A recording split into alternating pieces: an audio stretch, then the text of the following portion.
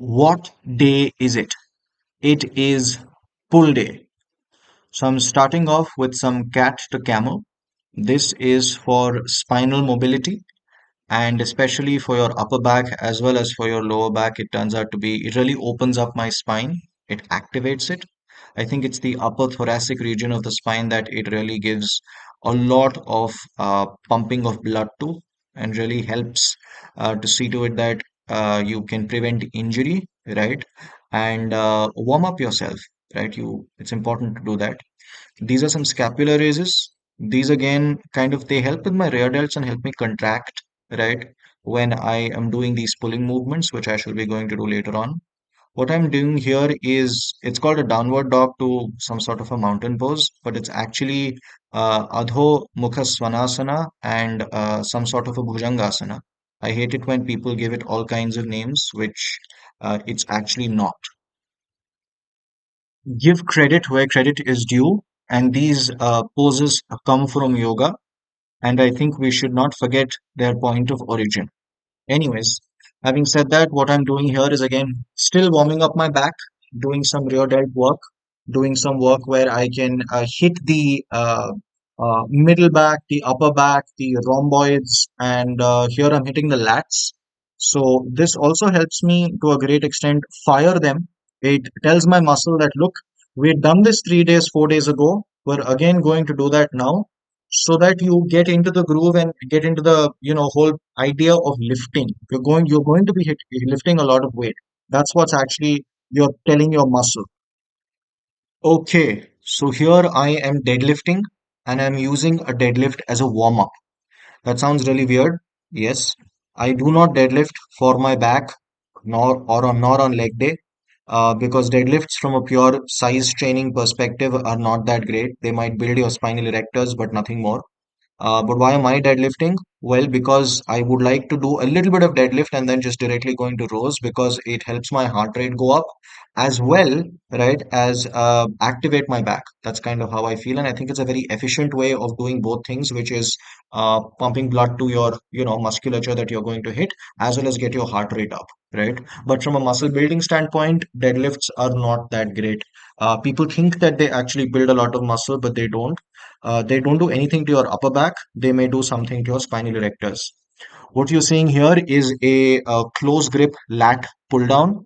A close grip lat pull down is more lat focused and less of your teres major or your rhomboids or any of those other muscles kind of jump into the picture. It's just your lats kind of fire, right? So that was the first section that I'm hitting at. That was basically the how does one put it? What do you call? That is the warm up round. Anyways, this is the actual working set. So you can see I have my straps on. Straps will always save you when it comes to hitting your back, is what they say. But then even, I mean, of course, there is a difference when I wear straps, I'm able to do better than when I don't. I'm able to lift heavier. Okay, because the forearms are out of the situation. But my forearms still do get a little taxed, even though I'm wearing straps. Am I doing something wrong? Or is that just how it is that your forearms will be engaged maybe to a lesser degree if you wear straps, but engaged nonetheless? Let me know in the comment section down below if that's the case. Anyways, this was the first set that I did. It was, I think, about maybe a 3 RIR perhaps or a 2 RIR, which is, as I said, reps in reserve. I probably could have gone a little harder, or perhaps not. It was good enough because I have many more sets to go. I've increased my volume of late. I've been doing very low volume training and I've been well benefiting off of it. But then there comes a point where you will really have to up your ante, up your volume in some sense, linearly, like in the sense that this does not mean that you do 5 sets that make no sense. I've always been of the opinion that people should start with low volume training because proximity to failure is what builds muscle. Going closer to failure is always something that I'm going to probably repeat like a broken, tape record here. If you really want to build muscle, you have to go to failure. But if you have to go to failure on 5 sets as a beginner, you will not be able to do that. You will not know what it means to go to failure because people are very bad at understanding when they fail at a rep. They stop an exercise at a 5 RIR, okay, at a 6 RIR, right? That's 6 reps in reserve. That is not conducive for lifting, for not lifting, but that's not conducive for building muscle, because there isn't enough stimulus that your body takes. As a extreme beginner who's like beginning to train for about like the first 6 months, perhaps yes, but after that, no, right? So if you have to go to failure for 5 sets, you will not be able to do that, right? So you start off with 2 sets, perhaps three, and then do low volume training where you figure out how to train hard, and then slowly start increasing 1 set or 2 sets or 3 sets. So the volume is something that you kind of tweak once you understand what good form is, once you understand what intense training is, and you know how to fire your muscles, you know how to perform a particular exercise, and you've done all of that. That is when you start tweaking with volume. Anyways, this is I think this is the penultimate set that I'm working on, and it's pretty, I would say, hard training. So again, a closed grip lat pull down hits your lats much more, okay, than something like a wide grip. A wide grip hits your teres major, it hits your upper back, your rhomboids. That's the kind of musculature that it targets. While this is more of a, I would say, more lat focused and more lat dominant movement. Those are partial reps again that I'm doing, and it was yeah, it was a pretty hard set, I must say. Coming up is going to be another angle and another hard set. So let's see what I did there. Um, Again, please stick around to the very end so that I can tell you how you should kind of like, do a lot of stretching post a workout session. These stretches post a workout session see to it that you remain flexible and you remain have a decent amount of mobility. And the other reason why I want you guys to do that is because it will help me in my watch time, right? I'm being honest here. I don't want to get on a Teams call again. I got on a Teams call and I don't want to do that again. I choose a brutal leg day any day over getting on a Teams call in the morning and telling my Scrum Master that I did the same code yesterday and I'm going to code this again today, right? I was an ex-developer. I'm doing fitness full time at the moment, and let me know how it's going for you guys waking up in the morning and hearing the dreaded sound of a Teams call. It's pretty anxiety inducing, I'm supposed. So this is a neutral grip again, lat pull down. I only did 1 set of this because I did 4 sets of the what is called close grip lat pull down, which targets the lats more. The neutral grip, I feel it targets the upper lats a little more than the lower lats. Now, having said upper lat, lower lat, and all of these things, let me just say that it's impossible to completely isolate a movement. So when people talk about compound movements versus isolation movements, it's important to understand that in an isolation movement, you're not completely isolating a muscle and only hitting that muscle. It's, I guess, biologically, physically impossible. I don't guess it's physically impossible to actually do that because other muscles will enter into the picture, will jump into the action, and you must understand that it's not possible to isolate any muscle. It's just that there is going to be a greater emphasis on it. So this was 1 set, but then I thought for a bit and said, let me go into a drop set, right? And that's what I'm doing here. This is a drop set, a neutral grip lat pull down, and it was an effective workout because I was not sore for a very long time when it came to my back.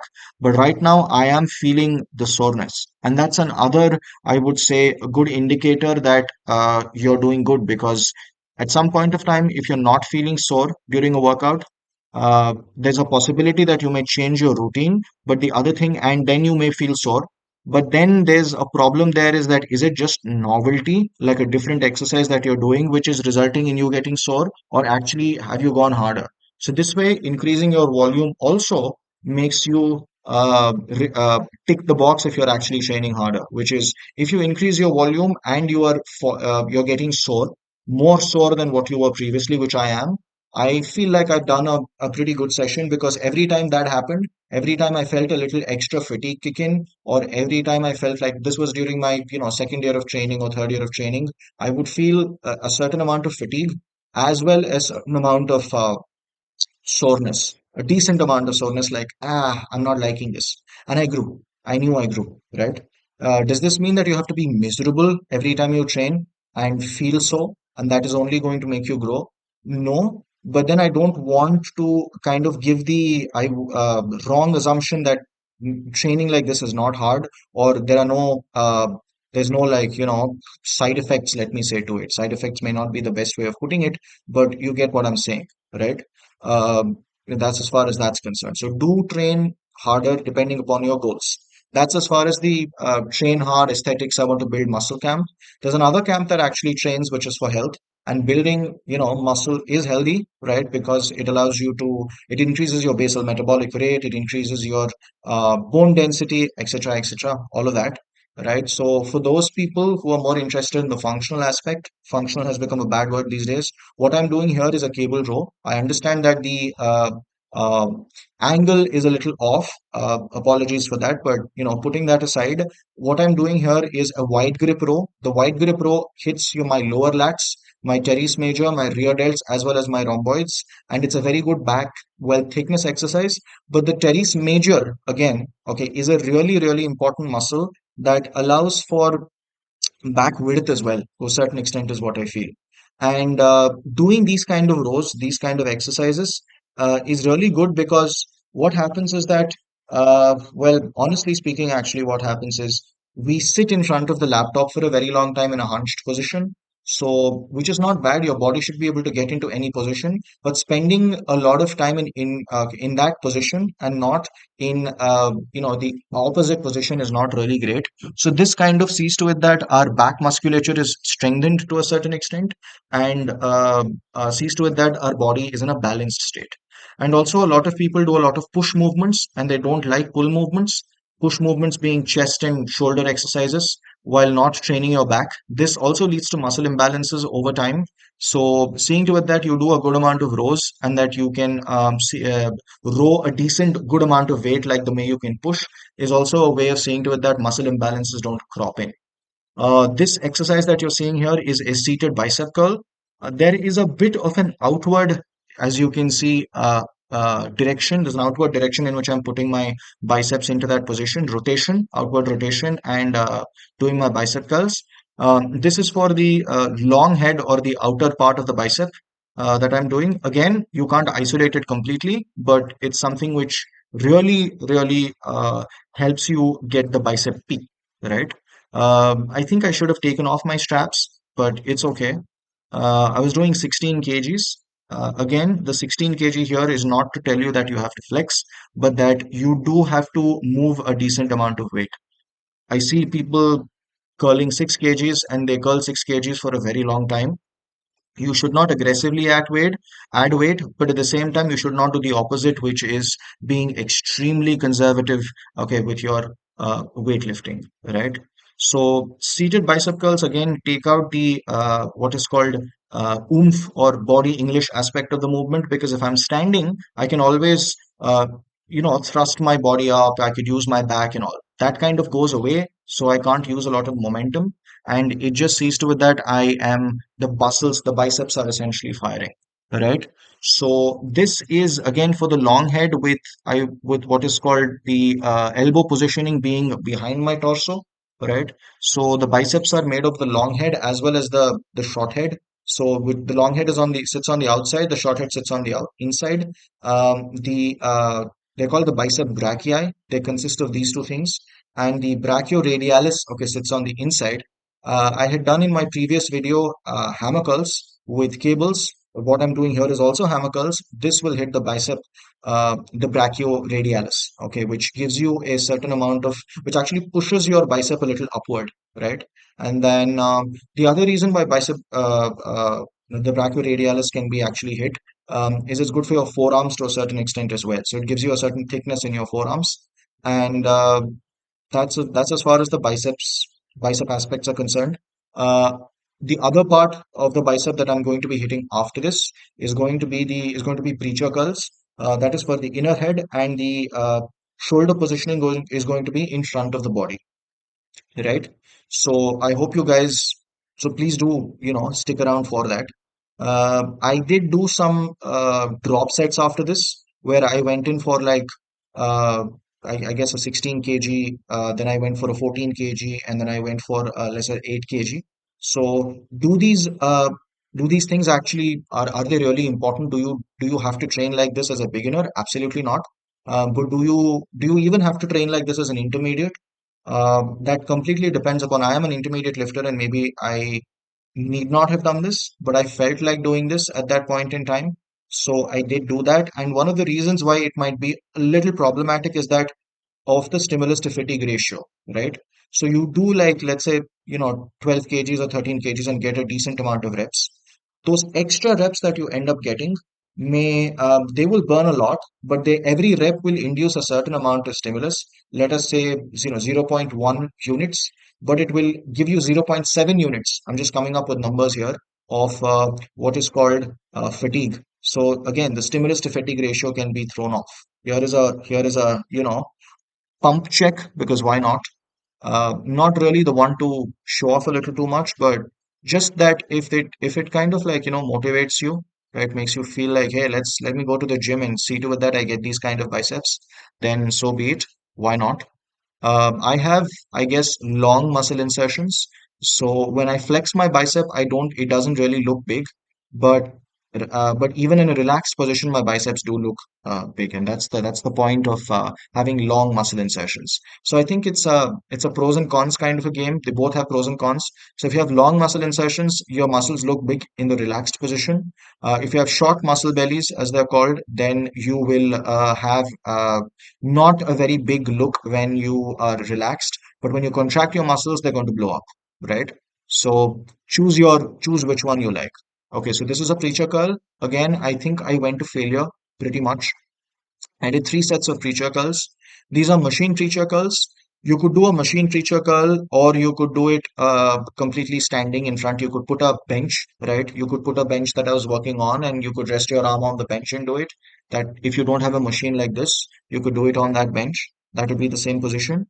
Again, machines allow you to stabilize, and in that sense, hardcore people may be like, "Oh my God, a machine is not good enough," right? When I'm training because it's not cool enough, or to be truly hardcore and to be a lifter, you have to do free weights. That's not true.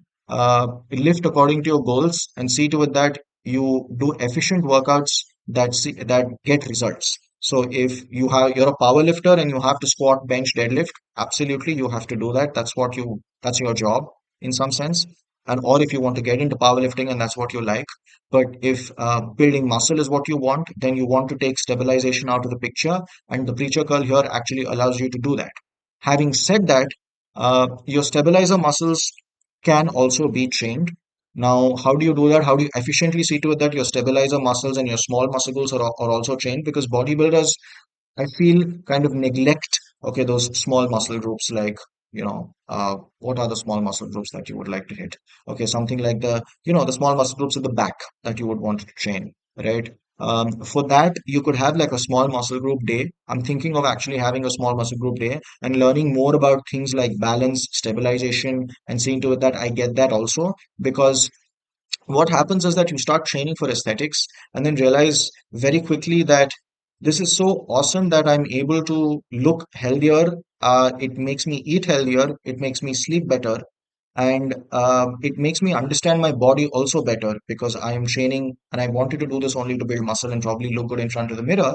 But now I'm getting more mature about it, right? And I want to think of it in terms of like, hey, okay, there's a velocity component, there is an endurance component to this, there is a strength component, there is a rotational axis, okay, component to it. All of these components can actually be trained in an efficient manner. It's a complete science. So that way you start unlocking, okay, these various aspects of training, and you train those things as well, and you reap the benefits of it because right now is the time when you can do it.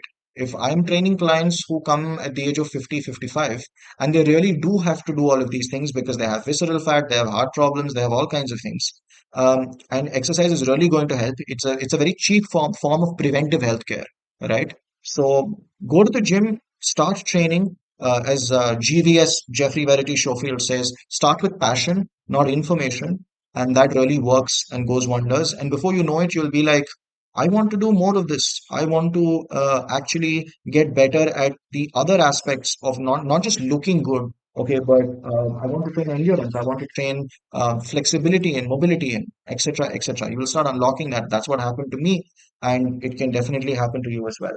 So at the very end, what I started doing is some some basically rows, some cable rows. You could say that. Um, it's not a cable machine row; it's just a normal cable row. This really hit my rear delts as well as my mid back, and why was this something that was better than, say, just the normal rows that I did? I felt that it was, not bad because I wanted to hit some more of what is called muscle thickness in the back. So a lot of bros talk about width, width, width all the time. I think thickness is what separates like a serious lifter than just width. Because once you've chased width and you've got it, how do you separate yourself amongst people who have width, right? Well, by thickness, especially when you see people in profile and you get those meaty lower traps as well as those rear delts and those terige major sticking out. It looks bloody absolutely killer, right? So these are some rear delt flies that I did towards the end, and I finished my workout after this with some important stretching, right? Which will see to it that I can not have this tightness that a lot of bodybuilders get. It still is going to be there to a certain extent, but you can mitigate that with the kind of stretching that I'm going to be doing, right? So another thing that I wanted to kind of point out to you guys while I'm stretching is that uh, if you are training, yes, I was not very considerate, and my, you know, underwear seems to be showing. Not great, but I'm just going to ignore that for now. And what I'm doing here is a lat stretch. And people think that if you build muscle, what I'm trying to say is that people think that if you're trying to build muscle, you can't be flexible or your mobility is hampered. Sure, your mobility is hampered because a lot of people don't do these stretches. They skip it, but if you train your body, it will respond to whatever you throw at it. So mobility drills, static stretching, some yoga, along with physical training, will see to it that you are flexible, you have mobility as well as strength and size. And seeing to it that you do some resistance training, like some endurance training like cardio will also give you endurance and train a very important muscle in your body, which is your heart. So the last stretch here that I'm doing, it does a lot of things. See, I'm struggling too, right? Because I've started to kind of like, okay, incorporate these new movements into my body because I've neglected them for quite some time.